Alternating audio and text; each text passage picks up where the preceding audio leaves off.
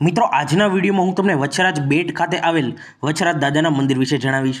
વછરાજ દાદાનું આ મંદિર ગુજરાતના સૌથી લોકપ્રિય લોકતીર્થોમાંનું એક માનવામાં આવે છે અને તેનું મહત્વ માત્ર ધાર્મિક દૃષ્ટિએ જ નહીં પરંતુ ઐતિહાસિક, સાંસ્કૃતિક અને લોક પરંપરાની દૃષ્ટિએ પણ ખૂબ વિશેષ છે। લિટલ રણના વિશાળ અને નિર્જન વિસ્તારમાં આવેલું આ પવિત્ર સ્થાન ભક્તોને અનોખી આધ્યાત્મિક શાંતિનો અનુભવ કરાવે છે।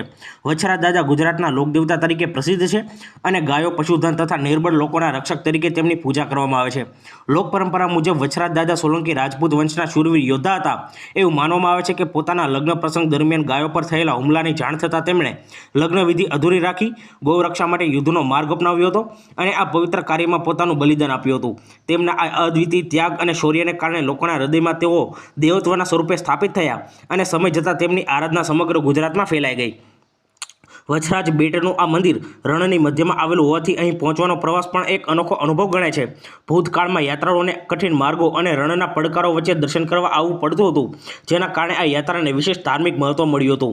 મંદિર પરિસરમાં ભક્તો વછરાજ દાદાના દર્શન કરીને પોતાનો પરિવાર, પશુધન અને જીવનની સુખાકારી માટે પ્રાર્થના કરે છે।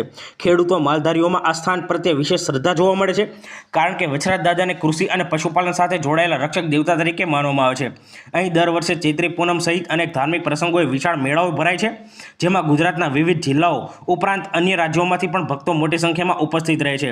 મંદિર સાથે ગૌ સેવાની પરંપરા પણ ગાઢ રીતે જોડાયેલી છે અને ગાય પ્રત્યે કરુણા, સેવા તથા સંરક્ષણનો સંદેશ અહીંથી પ્રસરતો રહ્યો છે। વછરાજ દાદાની પ્રતિમા સામાન્ય રીતે સફેદ ઘોડા પર સવાર અને હાથમાં તલવાર સાથે દર્શાવવામાં આવે છે, જે તેમના શૌર્ય, ન્યાય અને રક્ષણના પ્રતીક તરીકે માનવામાં આવે છે।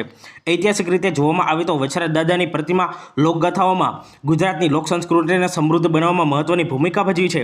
ચારણો અને લોકગાયકો દ્વારા તેમના પરાક્રમ અને ગીતો અને કથાઓ પેઢી દર પેઢી સંભાળવામાં આવી છે। મિત્રો, તમને મારા વિડીયો સારા લાગતા હોય તો વિડીયોને લાઇક કરજો, તમારા મિત્રો જોડે શેર કરજો અને તમે ચેનલ પર નવા હો તો ચેનલને સબસ્ક્રાઇબ કરી લેજો। તમને ડેલી આ ચેનલ પર નવા મંદિરો વિશે માહિતી જાણવા મળશે।